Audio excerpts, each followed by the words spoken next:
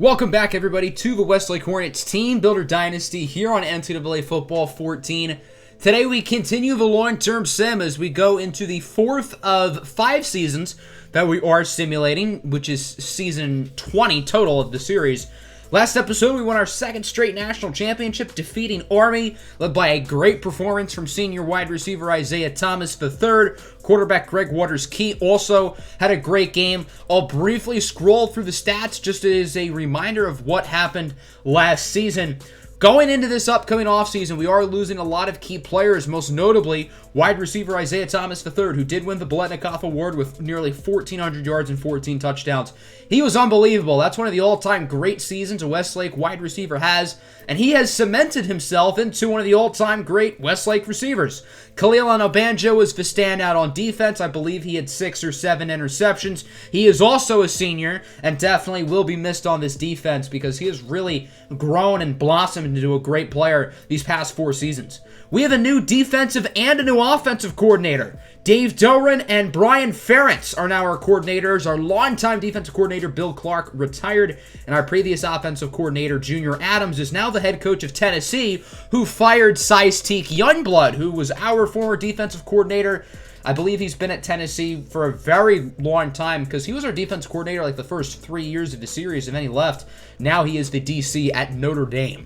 So now into the players leaving stage, these guys will be inserted into the second draft class in the Madden 22 franchise.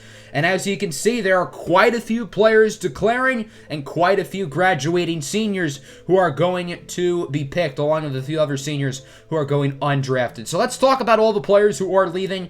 We have 5 players declaring early, including running back Tyler Anderson, who's a good player. He probably would have still been our third running back on the depth chart next year, so it's not a huge loss. Ron Davis, a junior corner, never really had a super big role with us. He did have 2 interceptions last year, and he probably would have played on the outside next year, so that is a little bit unfortunate. A-Rod, Alex Rodriguez, who had a pretty good sophomore season.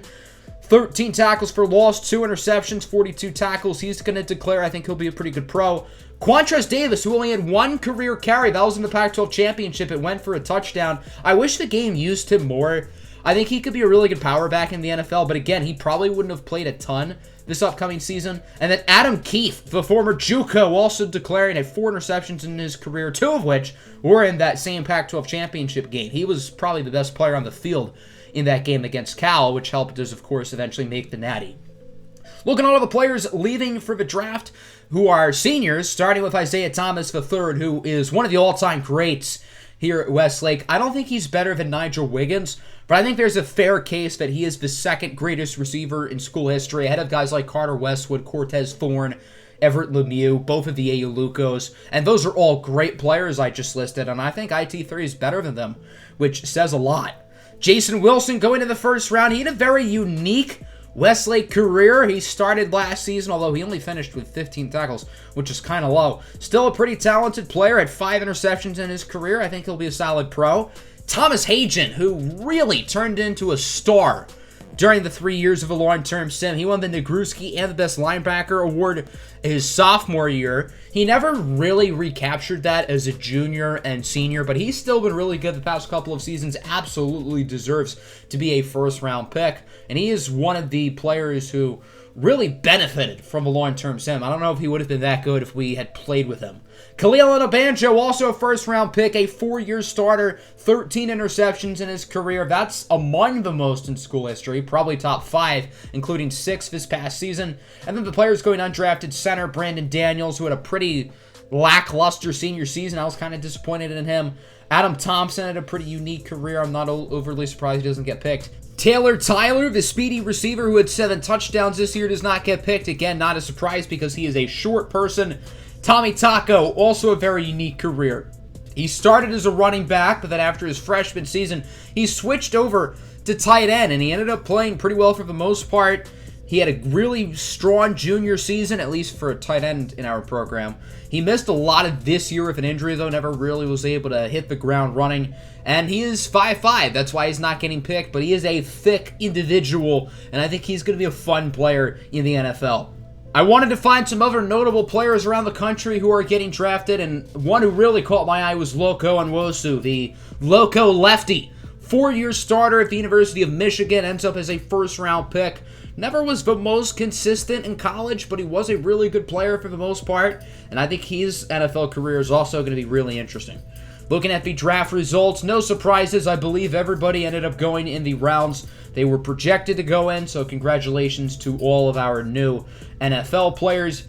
And then transfer requests. We still have only gotten one transfer in this entire series. Will this be the year we get another one?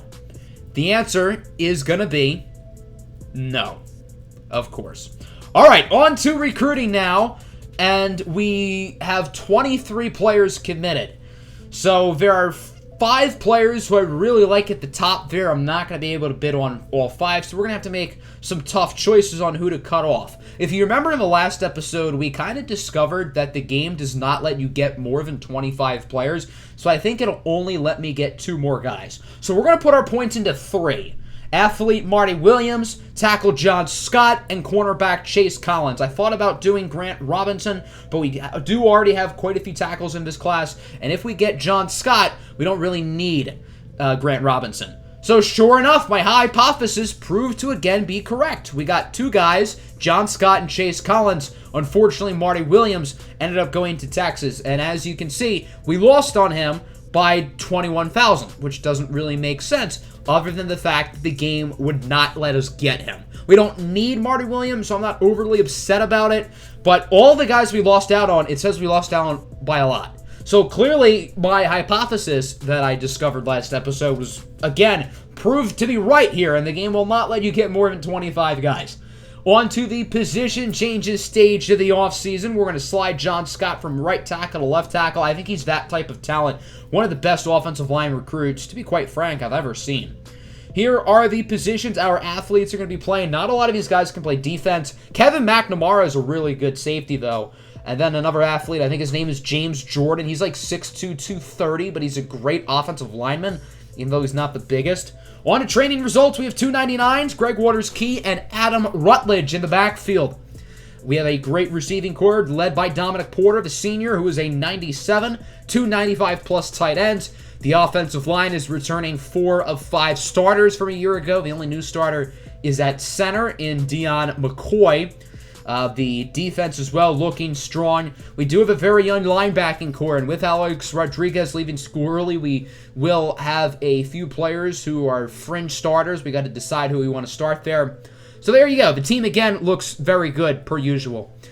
The cutting player stage, we have to release 12 guys, and per usual, this was really tough. There were a lot of guys in this class who I really liked and did not want to cut, but I didn't really have much of a choice. A few really talented freshmen ended up getting released, including 2 really good offensive linemen in Billy Bird and the center, Lilly. I forget his first name. I think his first name was Ryan. We also had to cut Christian McIntyre, Paris Williams. I mean, this was rough. Daryl Mitchell, who's a really good player. A lot of guys who I did not want to release, but I didn't really have much of a choice because, well, our team is, like, too good. So now we're down to 70 players as we reach the preseason for season number 20. We redshirted all of our true freshmen. None of these guys are going to start, and we did not redshirt anybody else because, well, we don't need to. Here's a look at the depth chart. The backfield will look pretty much the same. The receiving core is going to be quite a bit different with no Isaiah Thomas. Other than that, pretty much the offense for the most part is back. The defensive line is pretty much the same as last year.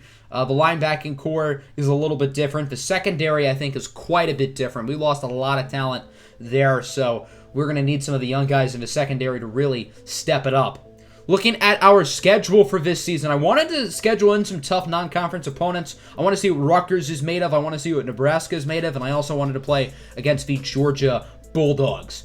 So now let's advance into the preseason, starting with recruiting. Of course, one of my favorite things to do is insta-commits. Last year, we got really lucky with getting guys on insta-commits. So far today, we're not as lucky. We do get Rondell Joseph, an 81 overall defensive tackle. That is a big get. I don't know if he's ever really going to play in the long-term sim, but he is really, really good. That is a home run pickup, if you ask me. For the most part, we're still getting really unlucky. We're not getting a lot of these guys to come, which definitely sucks. We do get Jeremy Reed, though, a cornerback who goes up 3. He's a 79. So another really strong get. We only finished with 2 insta commits here in this first stage, but both of them are really, really good. So I'm not too upset about it. Here's a look at how we are going to allocate the points for recruiting. I don't think I really showed recruiting for the rest of the video, so I apologize about that. But we ended up doing pretty solid this season in recruiting, not as well as the past couple of years, but you'll see next episode who we end up getting. So I simulated the first 6 games of the year. We ended up losing to Nebraska 24-30. We are 5-1 though, currently number 4 in the country. We've had a few dominant wins and a few close ones. We barely beat Rutgers, who kind of sucks again this year. We also had a little bit of trouble at number 16, Stanford, but we were able to hold on there and get the win. The only teams ahead of those are Nebraska, who's already beaten us, along with Virginia Tech and Texas. A few standouts through 6 games include quarterback Greg Waters-Key, who has been really good so far, continuing to build on a strong sophomore season, and he's been even better as a junior. Malik Bostic II has been our best running back. Dominic Porter has been phenomenal as our top receiver, and Darsheen Brooks Jr. has been a stud on the defense. He currently has 5 interceptions. The all-time single-season record is Joe Lilly's 10. I don't know if he'll get 10, but we'll see. Greg Waters-Key is actually in the Heisman race. He's currently 5th. In first place is Maurice Sullivan, and we technically chose Greg Waters-Key over Sullivan a few years ago. So maybe Oklahoma's making us regret that. We're going to sim our next 3. Pretty tough stretch against Utah, Oregon, and Washington, and we ended up winning all 3 of them, including a monster blowout of the Washington Huskies, who were ranked when we played them. We've actually dropped to 5, though. Illinois and UCF and Michigan have all jumped us, and they're all undefeated. Nebraska is also still undefeated as well. So we have 3 more games against Georgia, BYU, and Boise State. If we beat BYU and Boise State, we'll make the conference championship. And if we win all 3 games, well, our national championship hopes will still be alive. We did end up winning all those games, but we're still ranked number 5. We cannot move at all in the polls, and we ended up doing pretty well in those games. We beat BYU 52-10, and they are also ranked, so that says something. Going into the conference championship week, we need a lot to happen. So Nebraska's playing Michigan in the Big Ten championship. One of those teams is going to win. One of them is going to get in. UCF is 3. USC, who we play in the conference championship, is 4. So what needs to happen is we need to beat USC, and we need UCF to lose, or we need to somehow jump UCF. And they are in a Group 5 conference. I believe they ended up playing Middle Tennessee State in their conference championship. So maybe the committee will know that the winner of this game is better than UCF. But we can't worry about UCF because that game is not in our control. This is in our control. And the only way we can somehow squeak into the national championship is if we win today against the USC Trojans, who have had an awesome season. They are currently ranked ahead of us. And I don't believe we played each other during the season. So this is our first matchup with USC. Certainly should be a tough one, but we are at home.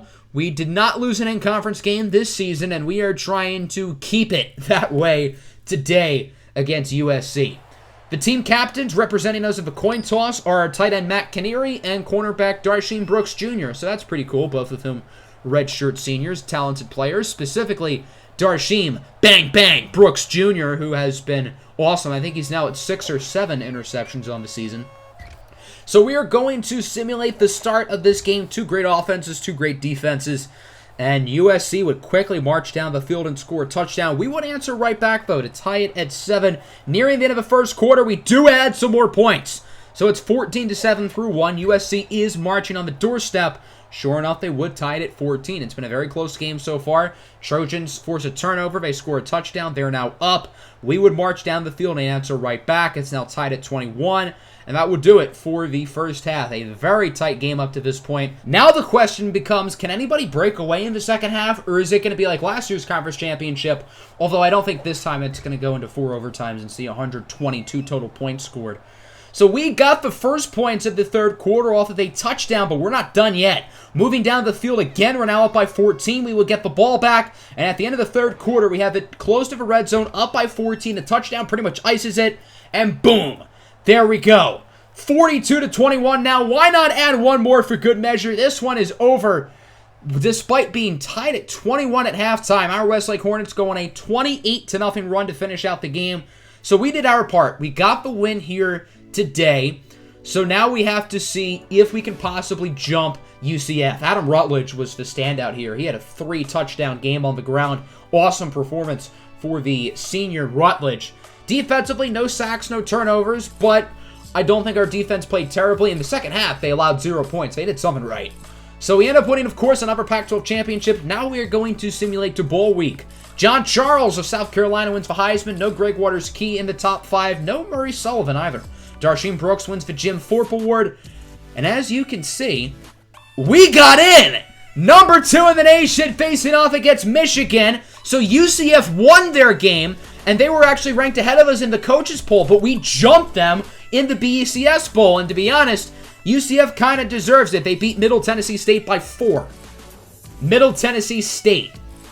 Michigan is led by the dynamic duo of Matt Mueller, a sophomore quarterback, and senior running back Steve Lopez, as they try to get the national championship victory. This is a rematch of the season 15 national title game. It ended up going down to the wire. We were down very early in that game, but we came back and won. That was the game when AC3, I think, got injured, and then CC Vaughn came in and led the way. I think Isaiah Sparks, that was his final game in college. He ended up with like 4 touchdowns or something. I find it funny that Michigan made the national championship that year. Then they had Loco and Wosu start at quarterback for 4 years. And then the first year without him, they get back into the national title game. So maybe Loco and Wosu was like their bad luck charm or something, because the first year after him and the last year before him, they got in. But in the 4 years with him, they were pretty irrelevant, which is kind of funny. Michigan beat undefeated Nebraska in the Big Ten Championship, a team who beat us this season. But remember, that was back in like week 3. A lot of things have changed, so I could see this one going either way, although I do believe we are technically the underdogs going into this game, as we do have a loss and Michigan does not. Into the coin toss. Heads or tails, you guys know the drill. Tails, of course, never fails. And ended up landing on heads, believe it or not. Very rare to see that. Michigan's going to choose to kick off, so we're going to have to start on offense today. Get a look at the redshirt junior quarterback, Greg Waters-Key and company. So, of course, just like the other bowl games throughout the long-term, I'm going to play 1 drive on offense, 1 drive on defense, and maybe the end of the game, particularly if it gets close. 3rd and 9, nice throw by Waters-Key into the hands of Brandon Rodriguez, the junior, for a gain of 11. Rodriguez, I believe, is the 2nd receiver on the depth chart behind Dominic Porter. 3rd and 10, Waters-Key is hit. Big stop by the Michigan defense. So the Wolverines do not allow any points on the 1 drive we will play. Now they have it on offense. Handoff for the standout senior, Steve Lopez. Lopez has a few blocks down the field. Eventually tracked down by the junior Brant Hollins, but not before getting all the way to about the 10-yard line. 2nd and 9 at the 10. Mueller looking to throw it. It's a fumble picked up by the offensive tackle who gets it to the 2. So the fumble actually proved to kind of work out there. It was James Jackson who had the strip sack, but a really heads-up play by Whitaker to not only pick up the ball, but he brought it inside of the 2-yard line, and that turned into a positive play for Michigan.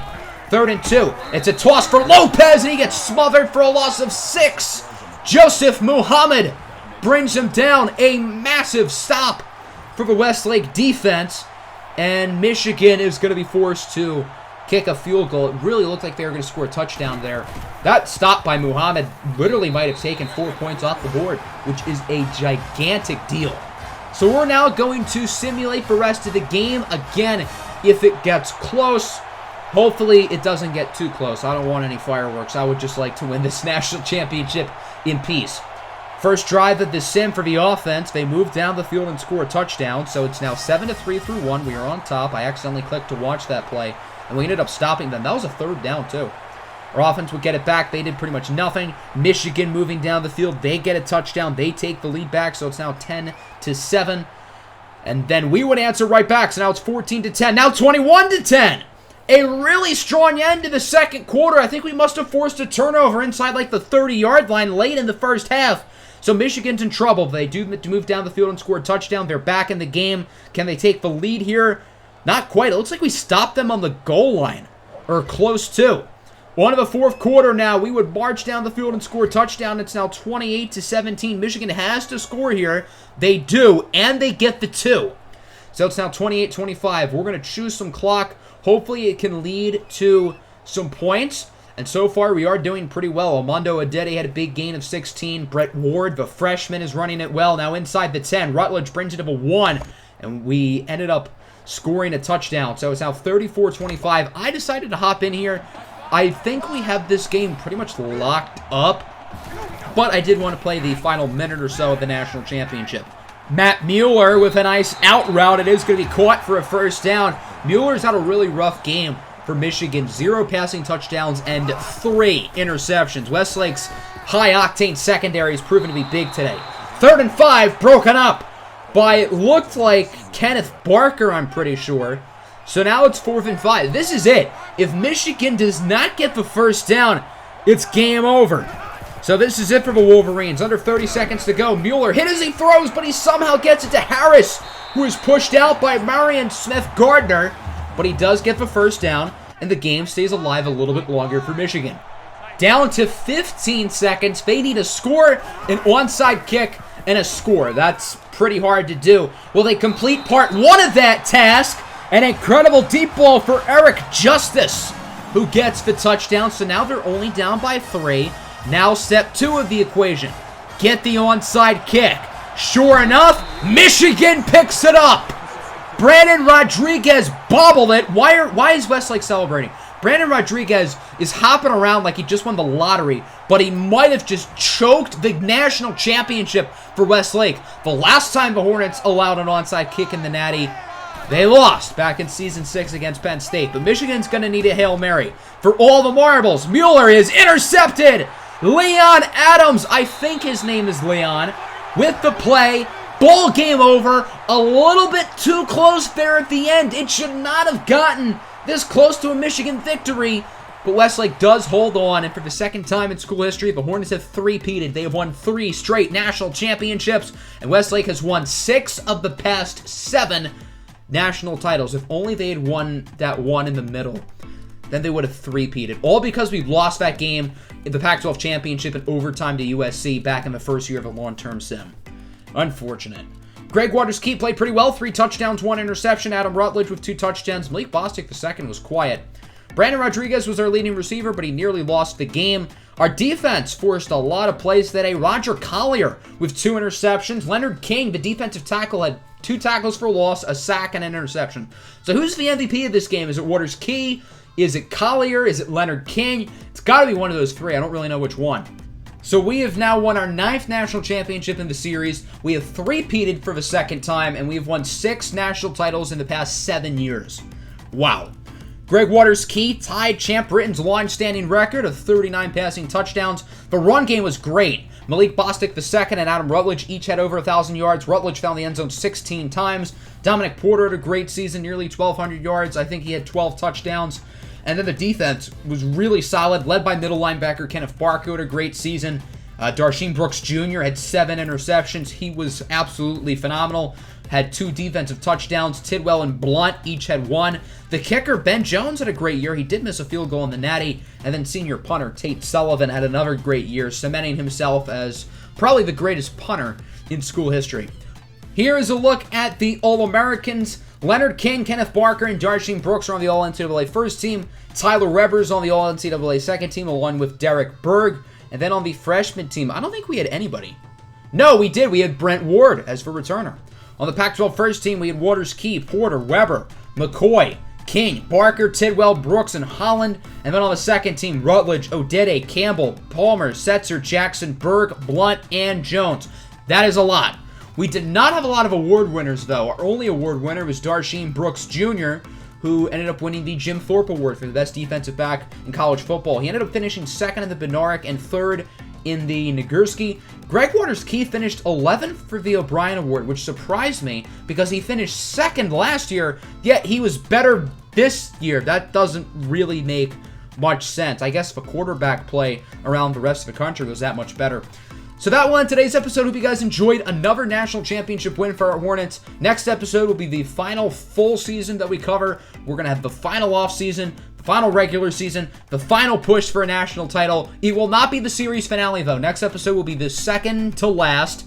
And then after next episode, we're going to have one more a full-on series finale. Hope you guys are excited for the final 2 episodes of this series. If you are, make sure to hit the like button and subscribe. Peace out.